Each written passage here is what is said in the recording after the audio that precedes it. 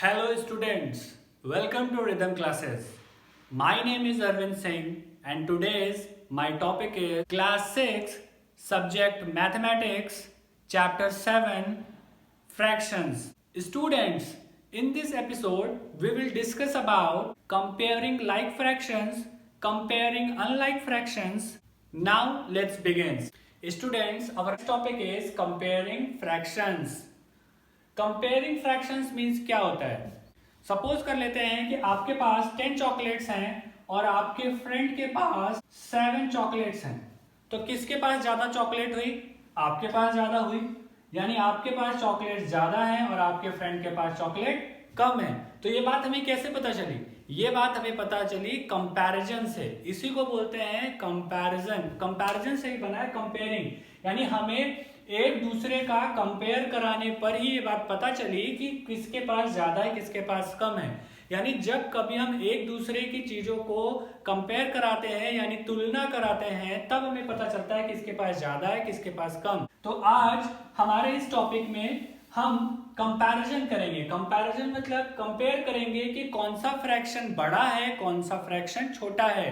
यानी हमारे पास कोई दो फ्रैक्शंस होंगे और उन दो फ्रैक्शंस या दो से ज्यादा भी होंगे, तो हम उनमें ये देखेंगे कि कौन सा बड़ा है कौन सा छोटा है। इसी को कहते हैं कंपेयरिंग फ्रैक्शंस।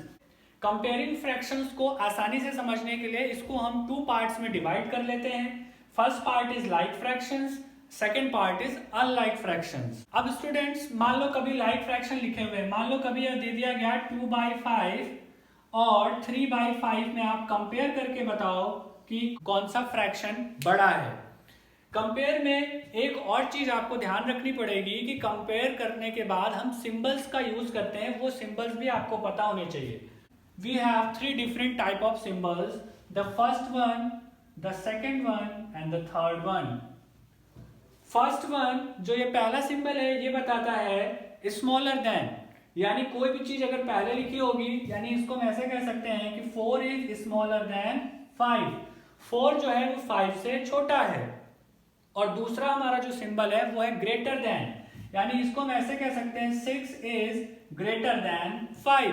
6 जो है वो 5 से बड़ा है। और तीसरा हमारा जो सिंबल है वो है इक्वल, यानी 5 इज इक्वल टू 5। यहाँ पे तीनों सिंबल्स को अलग अलग लिख के मैंने इसका मतलब समझा दिया, ताकि आगे अभी हम सिंबल्स को यूज करेंगे तो आप कंफ्यूज मत होना।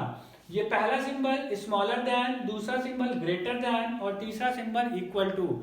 इसमें याद रखने की बात सिर्फ इतनी सिंपल सी है कि जो एरो होता है, एरो का हेड हमेशा छोटी संख्या की तरफ लगाते हैं। अगर आप छोटी संख्या की तरफ एरो का हेड लगा रहे हो तो फिर आपका आंसर सही हो जाएगा।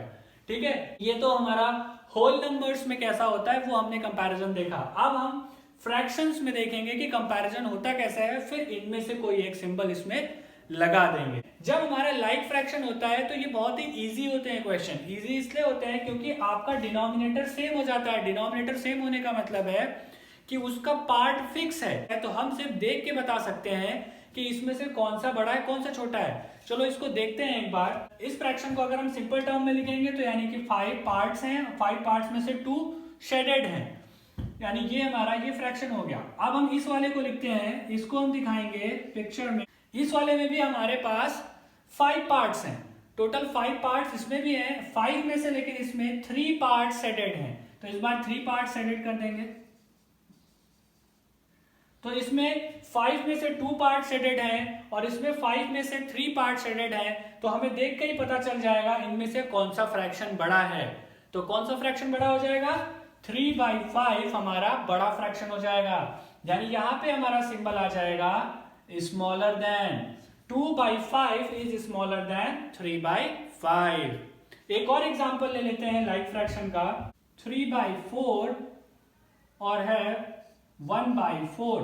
अब आप इसको कैसे करोगे? तो फिर से जब लाइक फ्रैक्शन है तो आपको बार बार ये ड्रॉ करने की जरूरत नहीं है, मैंने सिर्फ आपको एक बार ड्रॉ करके दिखा दिया है। आप सिंपली देखो इसके क्या होंगे, इसके 4 पार्ट्स हो जाएंगे। चलो एक बार और करके मैं आपको दिखा देता हूं। इस वाले फ्रैक्शन को जब हम लिखेंगे तो यानी इसके 4 पार्ट्स होंगे, 4 में से 3 पार्ट्स शेडेड होंगे और जब हम इस वाले फ्रैक्शन को लिखेंगे तो ये कैसा हो जाएगा, ये हो जाएगा, इसके भी 4 पार्ट होंगे और 4 में से 1 पार्ट शेडेड होगा। तो यहां से आपको पता चल गया होगा, आप देख के ही, कि इसमें से कौन सा फ्रैक्शन बड़ा है और कौन सा फ्रैक्शन छोटा है। यानी हम ये कह सकते हैं कि 3/4 इज ग्रेटर देन 1/4। ये हो गया हमारे लाइक फ्रैक्शंस में। अब हम देखेंगे अनलाइक फ्रैक्शन में कंपैरिजन कैसे करना है। तो स्टूडेंट्स, सपोज कोई नंबर लेते हैं 2/3 एंड 4/5। नाउ स्टूडेंट्स, हमारे पास जो फ्रैक्शंस लिखे हुए हैं वो अनलाइक हैं, यानी इनके डिनोमिनेटर सेम नहीं है। स्टूडेंट्स, अनलाइक फ्रैक्शन भी लाइक फ्रैक्शन की तरह किया जा सकता है, लेकिन हमें इसके लिए, इसको कंपेयर करने के लिए सबसे पहले अनलाइक फ्रैक्शन को लाइक फ्रैक्शन बनाना होगा। अनलाइक फ्रैक्शन को लाइक फ्रैक्शन बनाने के लिए हमें इनके इक्विवेलेंट फ्रैक्शन बना के डिनोमिनेटर सेम करना होगा। डिनोमिनेटर सेम करने के लिए हम क्या करते हैं, हम सबसे पहले देखते हैं कि दोनों संख्याओं के, दोनों फ्रैक्शंस के डिनोमिनेटर में क्या है। इसके डिनोमिनेटर में 3 और इसके डिनोमिनेटर में 5 है। तो हम ऐसी कंडीशन पे क्या करेंगे, दोनों डिनोमिनेटर्स को सेम करने के लिए किसी भी एक संख्या से न्यूमरेटर और डिनोमिनेटर में मल्टीप्लाई कर देंगे। यानी बेसिकली ऐसी कंडीशन पे आप ये कर सकते हो कि दूसरे वाले डिनोमिनेटर से इसके न्यूमरेटर और डिनोमिनेटर में मल्टीप्लाई कर दो। यानी ये हो जाएगा 2 × 5 अपॉन 3 × 5। यानी ये हम एक तरीके से इक्विवेलेंट फ्रैक्शन लिख रहे हैं। इक्विवेलेंट फ्रैक्शन में हम किसी भी एक नंबर से उस फ्रैक्शन के न्यूमरेटर और डिनोमिनेटर में मल्टीप्लाई कर देते हैं, उससे हमारे फ्रैक्शन की वैल्यू चेंज नहीं होती। सेम इधर भी हम यही करेंगे। डिनोमिनेटर सेम करने के लिए इसको हम 3 से मल्टीप्लाई कर देंगे, 4 × 3 अपॉन 5 × 3। नाउ अब इसको हम आगे सॉल्व करेंगे तो ये हमारा हो जाएगा 10 अपॉन 15 और ये हो जाएगा 12 अपॉन 15। स्टूडेंट्स, अब हम देख सकते हैं कि हमारे दोनों ही डिनोमिनेटर सेम हो गए हैं।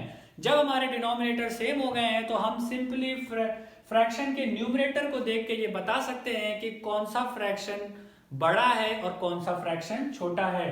इन this case we can say 10/15 is smaller than 12/15, क्योंकि 10 न्यूमरेटर में जो कि है वो छोटा है और 12 जो कि न्यूमरेटर में है वो बड़ा है। लेकिन याद रखना, अनलाइक फ्रैक्शन में हमारा सबसे पहला काम होता है कि डिनोमिनेटर को सेम करना। अगर डिनोमिनेटर को सेम नहीं करेंगे हम, उससे पहले ही न्यूमरेटर चेक कर लेंगे तो हमारा आंसर गलत हो जाएगा। ठीक है, तो आपको सबसे पहले डिनोमिनेटर सेम करना है, फिर जाके आपको उसके न्यूमरेटर को देख के आपको ये बताना है कि कौन सा फ्रैक्शन बड़ा है, कौन सा छोटा है। एक और एग्जांपल कर लेते हैं। अब ये दो फ्रैक्शंस आपके पास हैं, इनमें आपको बताना है। अब जैसा कि हम देख पा रहे हैं, इनके डिनोमिनेटर्स डिफरेंट हैं। डिफरेंट डिनोमिनेटर्स यानी अनलाइक फ्रैक्शन। अनलाइक फ्रैक्शन को करने के लिए आपको अभी मैंने जस्ट बताया है कि आपको सिर्फ इसके डिनोमिनेटर को सेम करना है। सबसे पहले कोई ऐसी संख्या सोचेंगे जिससे मल्टीप्लाई करने से दोनों के डिनोमिनेटर सेम हो जाए। अगर हम इस फ्रैक्शन में 3 से मल्टीप्लाई कर दें और इस फ्रैक्शन में अगर हम 2 से मल्टीप्लाई कर दें तो ये इनके डिनोमिनेटर्स हो जाएंगे सेम। यानी ये संख्या बन जाएगी 15/18 और ये वाली बन जाएगी 12/18। ने इसके न्यूमरेटर और डिनोमिनेटर में 3 से मल्टीप्लाई कर दिया है। आप रैंडमली किसी भी नंबर से मल्टीप्लाई कर सकते हो, बस हमारा मोटिव ये है कि हमें दोनों के डिनोमिनेटर सेम करने हैं। और सेम आगे वाले में हमने 2 से मल्टीप्लाई कर दिया जिससे दोनों के डिनोमिनेटर हमारे सेम हो गए हैं।